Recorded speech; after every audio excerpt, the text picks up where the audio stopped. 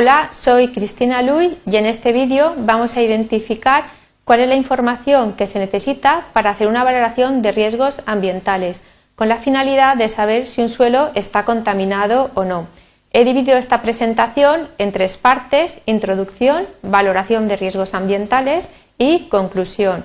Pasamos pues a la introducción.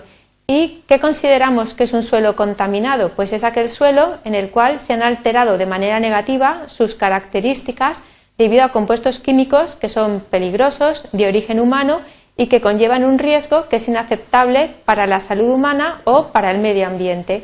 Quería recordar lo que es un riesgo, y el riesgo es la probabilidad de que una sustancia contaminante que esté presente en el suelo, entre en contacto con algún receptor y produzca consecuencias adversas. Por tanto, el riesgo depende de la exposición a ese contaminante y depende de la toxicidad del contaminante. Paso ya a ver cuál es la información que necesitamos para la valoración de riesgos ambientales. Y voy a seguir los 8 puntos que indica el Real Decreto 9/2005 de suelos contaminados. Por un lado, se necesita información sobre los focos y los contaminantes. Hay que describir los focos de contaminación, que deben de estar inactivos en el momento de hacer la valoración de riesgos.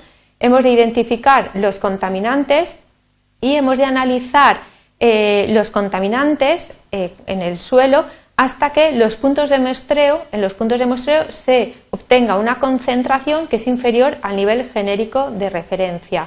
Hemos de indicar también la concentración de los contaminantes, indicando el máximo medido y dando también un estadístico de manera justificada. No solamente necesitamos conocer los contaminantes que han llegado a ese suelo, sino también sus productos de degradación, que a veces son más contaminantes. Hay que tener en cuenta también que entre los contaminantes a veces hay sinergias o hay antagonismos. Hay que indicar también las propiedades físico-químicas de los contaminantes. Así, por ejemplo, un contaminante que tenga una mayor solubilidad será más probable que llegue a las aguas subterráneas.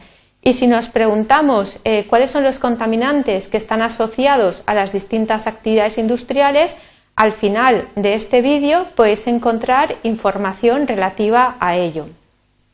En segundo lugar, hay que conocer cuáles son las vías y los mecanismos de migración.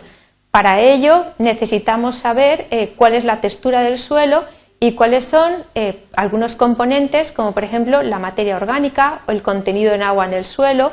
Cuanto mayor es el contenido en arena que tiene un suelo, más los poros son de mayor tamaño y por tanto ese contaminante llegará hasta zonas más profundas. Estas características y propiedades de los suelos van a influir en la permeabilidad del suelo, en la infiltración de los contaminantes, en la conductividad hidráulica, etc. También hay que describir el medio físico, ya que al describir el medio físico nos daremos cuenta de los mecanismos de transporte de los contaminantes.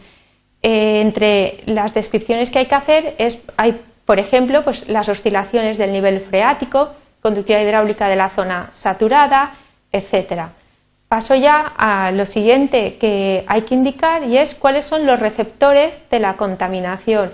Los receptores en el momento actual y en el momento futuro. Así, si un suelo que actualmente es un suelo industrial y quiere pasar a ser se quiere pasar a suelo urbano, en ese caso hay que tener en cuenta que los niveles génicos de referencia permitidos son inferiores. Y también hay que dar datos de hábitos que nos permitan cuantificar la exposición, cuántas veces está en contacto con el contaminante, durante cuánto tiempo, etc. Por otro lado, hay que conocer cuáles son las vías de exposición y cuál es la dosis, hay que cuantificar la dosis recibida. Vías de exposición pues puede ser, ¿no?, por inhalación de vapores, de partículas, por ingestión, por contacto dérmico. Bueno, y como decía, ¿no?, hay que cuantificar la dosis recibida por cada una de estas vías. Seguidamente necesitamos dar datos de toxicidad de los contaminantes o del contaminante que encontramos en el suelo. Hay que decir cuál es el origen de la información.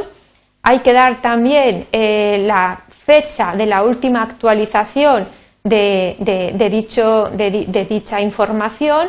Por otro lado, hay que dar los datos toxicológicos por especies químicas, hay que indicar si el compuesto es cancerígeno o no y siempre utilizando fuentes que sean fiables, como por ejemplo la Agencia para la Protección del Medio Ambiente americana. Por otro lado, hay que caracterizar el riesgo y para la cuantificación del riesgo hoy en día existen distintos programas informáticos como el que se ve aquí en la transparencia.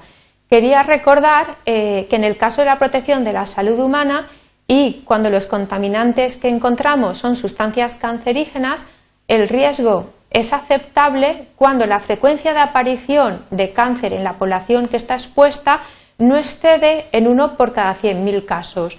Y en el caso de que estemos hablando de sustancias con un efecto sistémico, el riesgo es aceptable cuando la dosis de exposición a largo plazo dividido por la dosis máxima admisible es inferior a 1.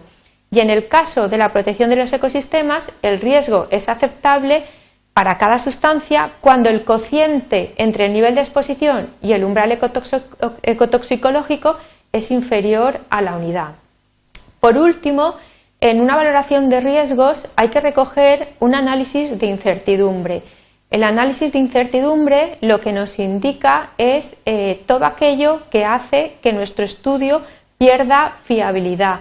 Pues, por ejemplo, hay que indicar si no se ha tenido en cuenta algún contaminante o alguna vía de exposición, o, por ejemplo, en el caso de los suelos, si no se han llevado ensayos in situ o en laboratorio y los datos se han tomado de fuentes bibliográficas, estamos añadiendo una incertidumbre a nuestro estudio.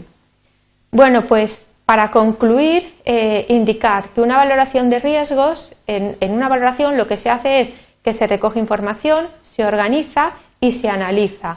Con la valoración de riesgos determinamos la naturaleza y la magnitud de un riesgo. ¿Y para qué nos puede servir? Pues nos puede servir, por un lado, para localizar las instalaciones que están contaminadas o potencialmente contaminadas. Por otro lado, para identificar problemas ambientales y de salud. Y por último, para establecer prioridades, de tal manera que en aquellos suelos en los que hemos obtenido un mayor riesgo, pues se tendría que priorizar su descontaminación. En la siguiente diapositiva se recoge un resumen de lo que hemos visto para facilitar el estudio y en la siguiente diapositiva la bibliografía utilizada para la preparación de esta presentación. Muchas gracias por vuestra atención.